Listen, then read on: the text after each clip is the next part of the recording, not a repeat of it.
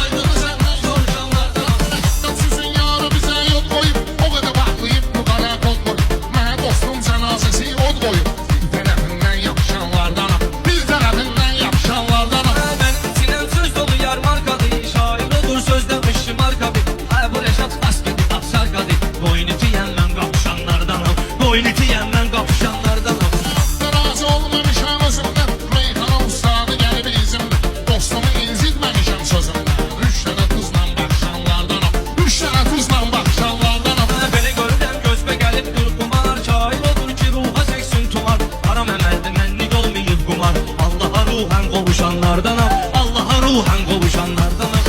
Zalmısan qılı görmüsən sən, yuvar harda qırığını görmüsən sən, uzağı neşədə aydını görmüsən sən. Mənə qısəlimdən yazışanlardanam, mənə qısəlimdən yazışanlardanam. Düzdü Meşət babanı aydını gördüm, sənətdə mən xeyli qırğını gördüm. Basıb kəsməyirəm onu bunu gördüm, rankama normal sığışanlardanam, rankama normal sığışanlardanam.